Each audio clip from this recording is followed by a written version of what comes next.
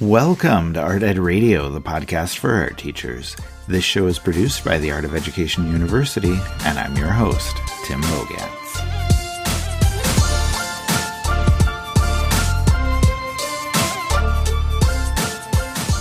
Today, I'm going to be joined by Amber Kane to talk about her work with fibers and how she teaches fiber arts to her students.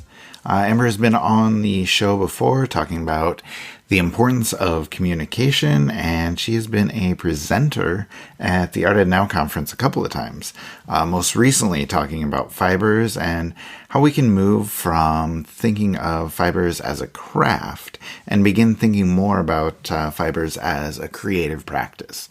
So we're going to cover a few of those topics today. And speaking of the Art Ed Now conference, it is time for you to sign up. We have an amazing featured presenter, CJ Hendry, who you heard from last week here on the podcast. And we have another 20 incredible presentations, an entire amazing day of PD, and if you sign up soon, a swag box full of art supplies getting delivered to your door. So check out the details and get yourself registered at www.artednow.com. Before you do that, however, it is time to talk fibers, so let's go ahead and get the conversation started.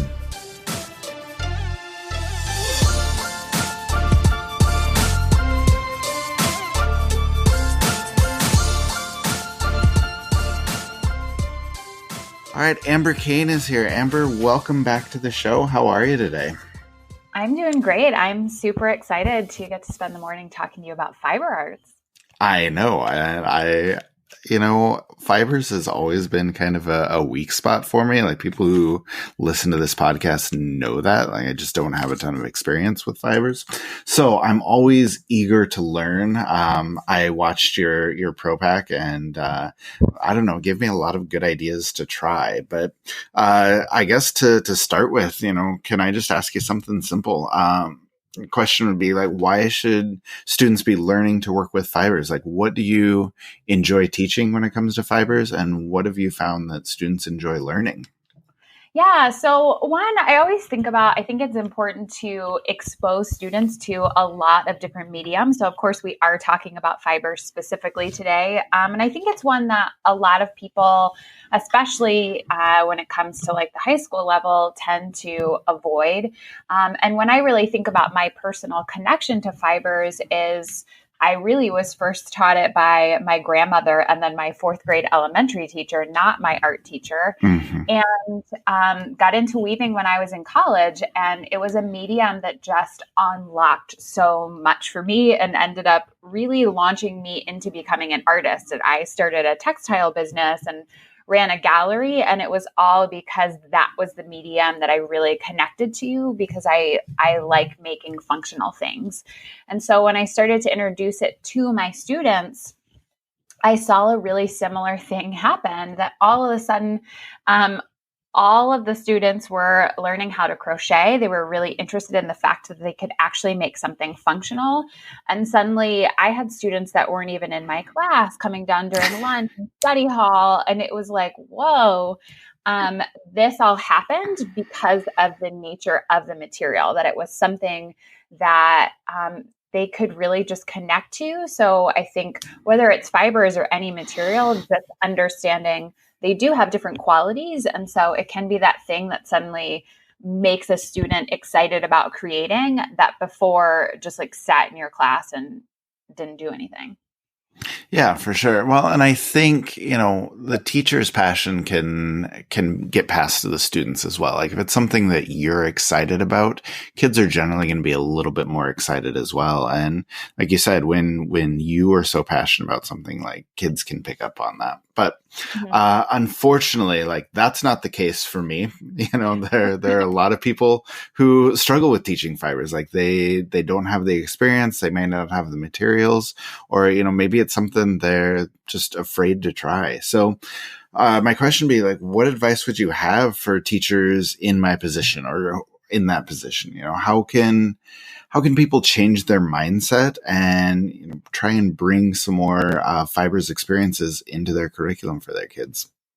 Sure. So I think the first one, and in some ways it sounds simple, and in others I know it's kind of complicated, is taking the mindset of learning with your students. Hmm. And so I've had to do that when it came to teaching jewelry, but it also started to happen, ironically, when I was teaching fibers. There were kind of something about me when it comes to fibers is I'm actually terrible at reading patterns, and I don't even have a strong interest in understanding how to read them. I like making up my own designs.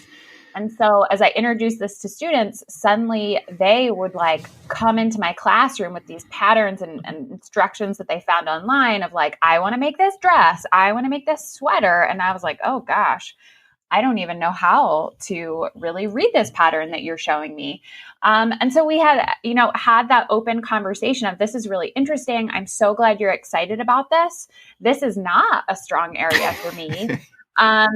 Let's go ahead and see how we can figure this out together. And so it really became a back and forth of how could we look up different directions and how could we problem solve together. And so if you have already built relationships with your students, it's a powerful thing for both of you, and your relationship will just get stronger, and you're really learning new skills.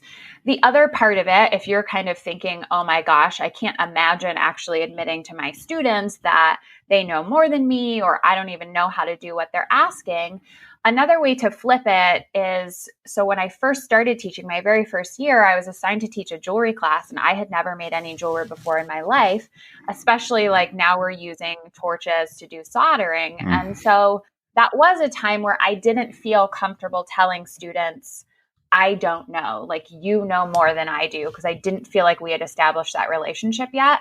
And so I really approached it in a couple different ways, and I think you can transition this to fibers or absolutely anything. Is one, I would still continue to encourage the students to do a little bit of additional research of, okay, like that sounds really interesting. Why don't you see what else you can find out about?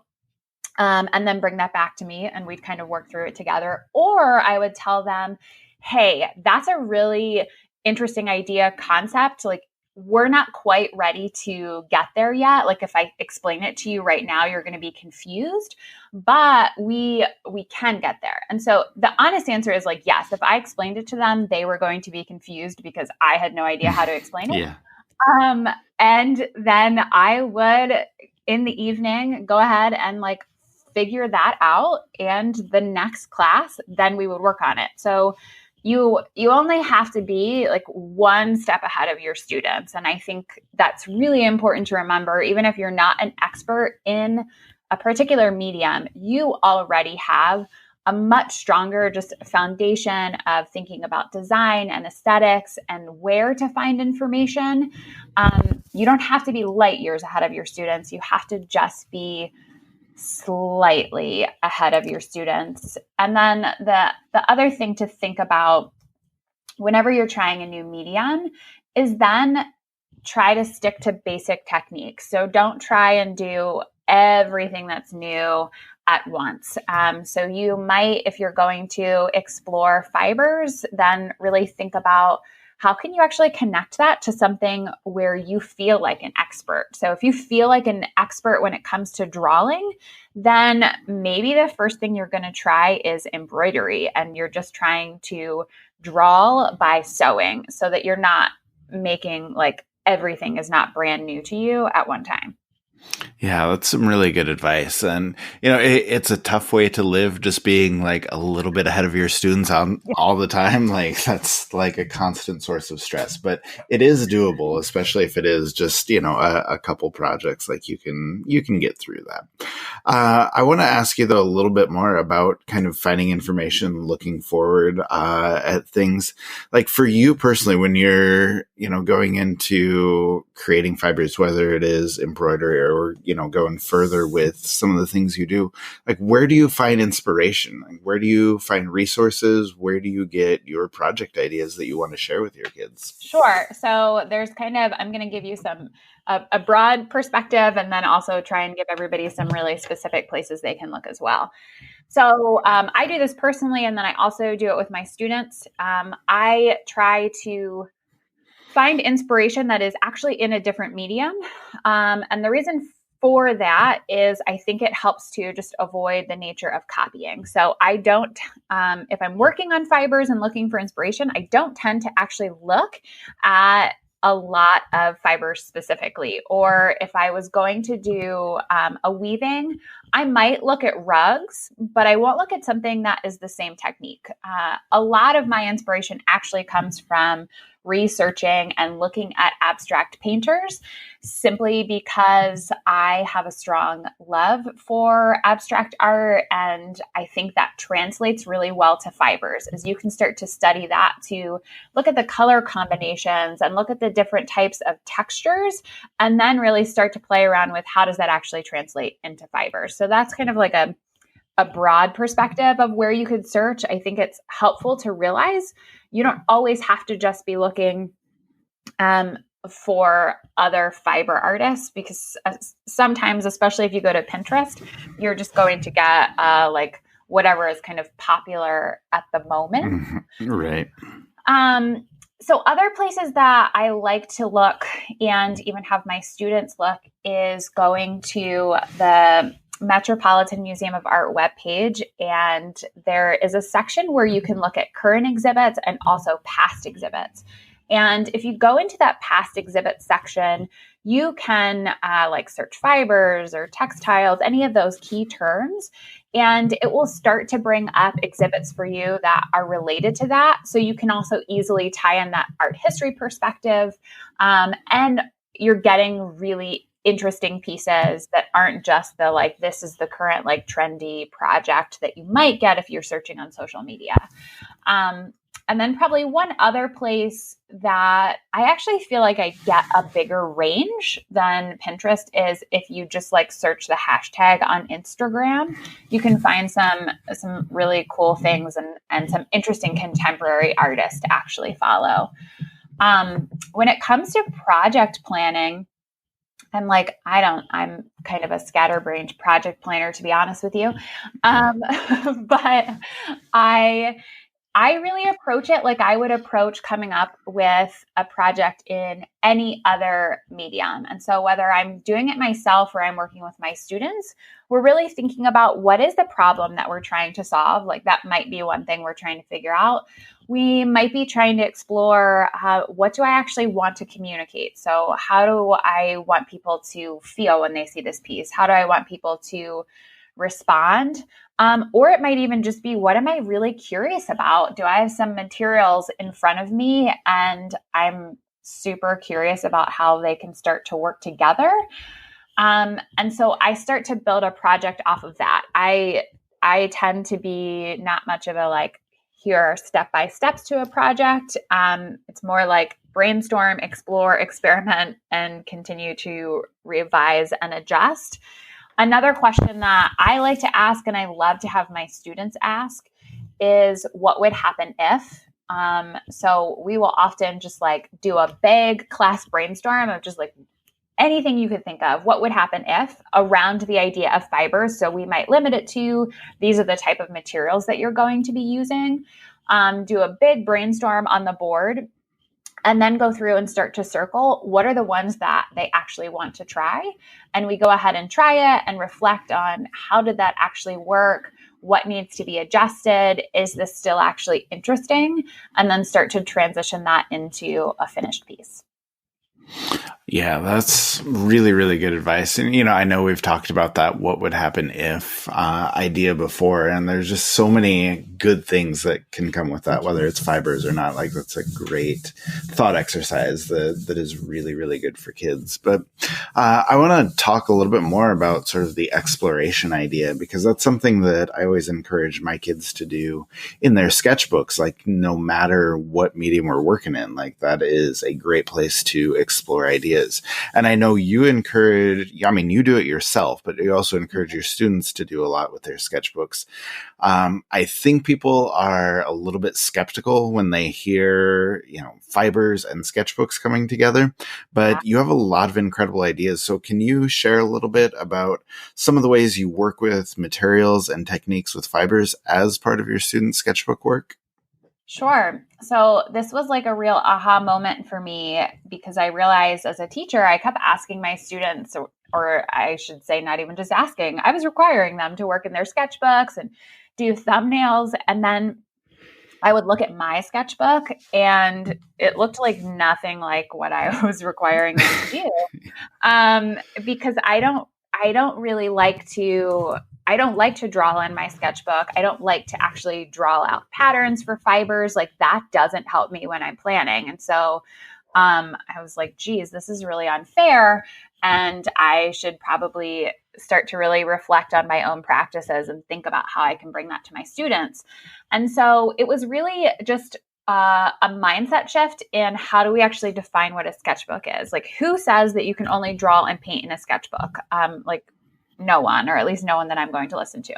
And so I started to think about what are all the things that are really interesting and helpful to know when you're dealing with fibers, and why can't I, like, what are the limitations? Why couldn't I do that in my sketchbook? And so we know a big part of fibers, we think of weaving.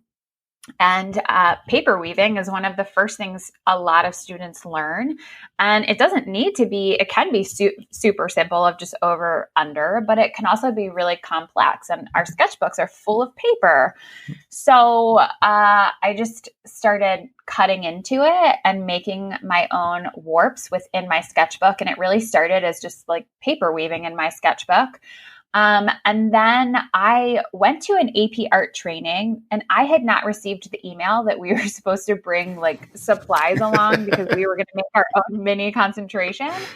And so I had like nothing. And we had these big chunks of time each day that were supposed to be like making art. And there was not like an art store anywhere close by.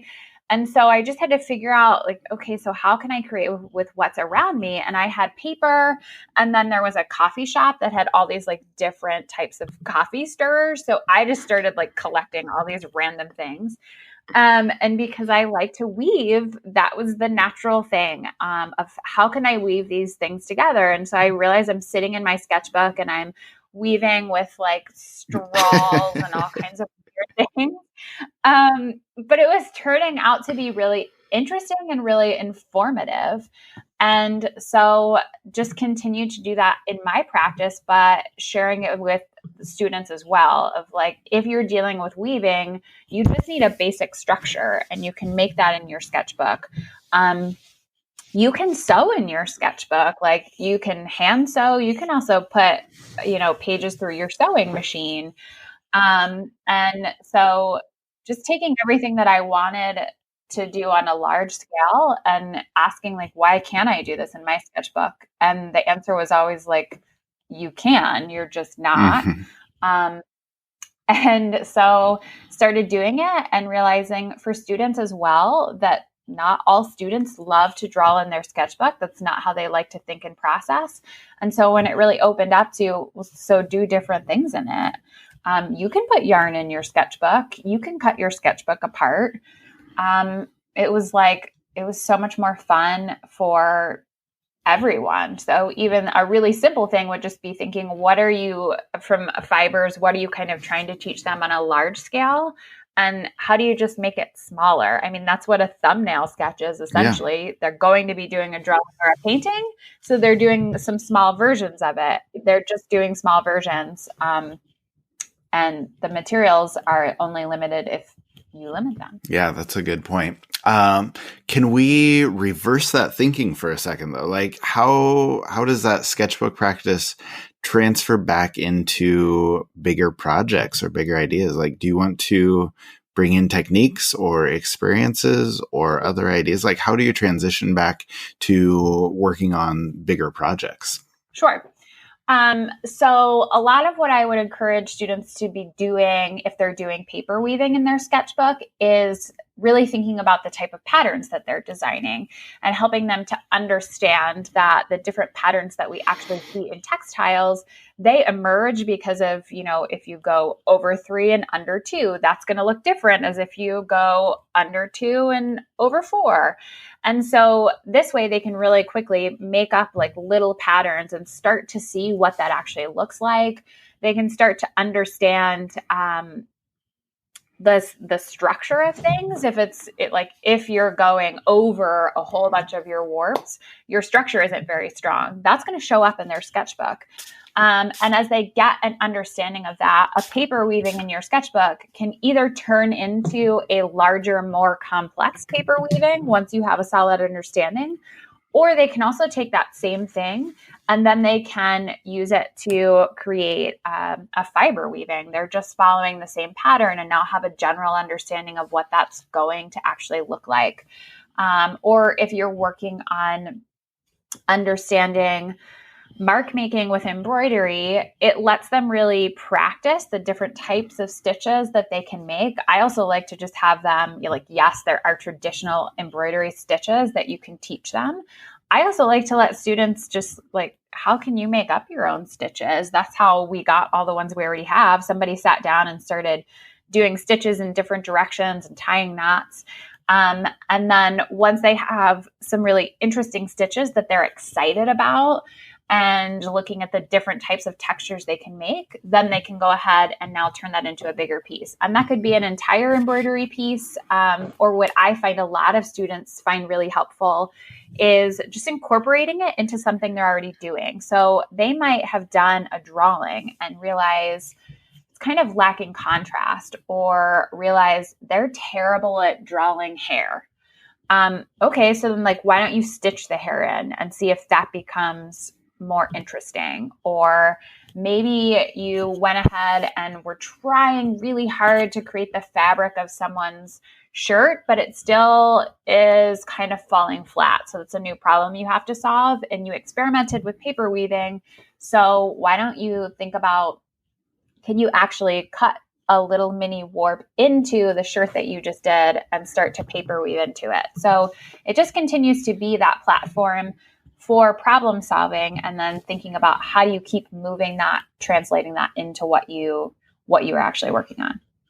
Yeah, those are some awesome ideas. And, I love the specific examples so people can kind of see exactly what you're trying with that. And then I guess just one last question for you before we go here. You had your Pro Learning Pack on advanced fibers come out earlier this month. Can you tell us a little bit about what you cover in that learning pack? Maybe some highlights or some of your favorite resources or favorite ideas that you're sharing in there? Sure. So we do talk a lot about sketchbooks in that Pro Pack, and also show a lot of examples. So you can take what you're hearing today and actually go into the Pro Pack and see it, which I know is always really helpful. And then I think one of my favorite ideas and resources is helping students understand what a repeat pattern is and how to use it. And that gets me excited because it's kind of another one of those things when I taught it, and I've taught it to every single grade level, and it works for all of them and gets them all excited. So that always makes me really happy as well when there's this concept that I can translate to a lot of different grade levels.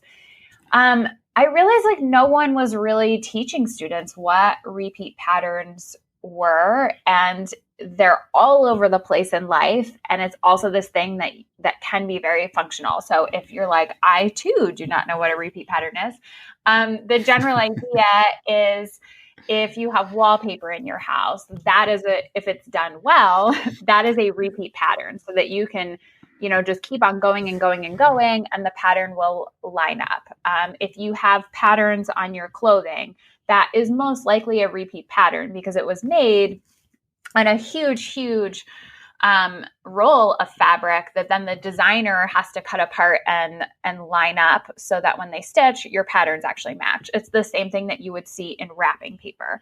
And so that gets students really excited. And it's a great way to, one, they're going to be doing some drawing and designing. It helps them to get a better understanding of what pattern actually is. They have to do some planning so that it actually repeats, and you can do it with a copy machine. So you can do it super, super simple, or you can go ahead and start to have them do it digitally on the computer. So it's also fun because you can transition that. And I've had students then make these huge sheets of repeat patterns that then they actually made paper outfits out of it. I've had people then go ahead and put it online and get it printed as their own roll of wrapping paper. And so like that's Nice. super exciting Yeah. For students. And the other one that I showed, and this is more just because it's like a large scale. And so then students tend to find that interesting. Doing a really giant cross stitch. So you can get pegboard at like Home Depot or anything like that. And it's rather inexpensive, but because it already has all the holes in it, it works perfectly for cross stitch or just doing embroidery stitches in it. And it can be a really fun interactive group project. As well as you can make it as large as or as small as you want. So you can also turn that into another form of doing a mural. So it's another way to get students involved and excited in a medium that might make them more comfortable to actually work. And just because it's so big, it tends to, be really fun for them. Yeah, that's really cool. No, I love both of those ideas, and yeah, definitely worth checking out. So cool. Amber, thank you so much for joining me. It's been great to talk to you. It's been great to get all of these ideas from you, and hopefully we can have you back on again sometime. Yeah, thank you. I can't wait to see all the fiber projects you're doing on your own. I will make sure I share those with you once I am done. So that'll be good. All right. All right. That was a conversation that was a little on the longer side, so I will wrap things up quickly. Just so you know, we are taking off the next 2 weeks for the holidays, so you will not hear from me until January. But in the meantime, feel free to take another listen to that CJ Hendry interview from last week. She's just incredibly entertaining, and it was fascinating to hear from her about everything that she does. And I would encourage you to take Amber's advice and start exploring fibers. Try out some of the techniques she talked about, some sewing in your sketchbook, or some small scale weaving, or maybe even like going to your local coffee shop and threading those stirs and straws together. A little bit of creative practice can go a long way, especially when you, over the next couple weeks, have a little bit of time away from school. So good luck with that.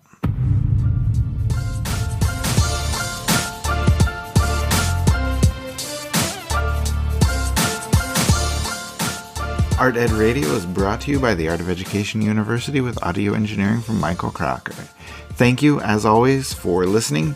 Enjoy your upcoming winter break, and I will talk to you again in January.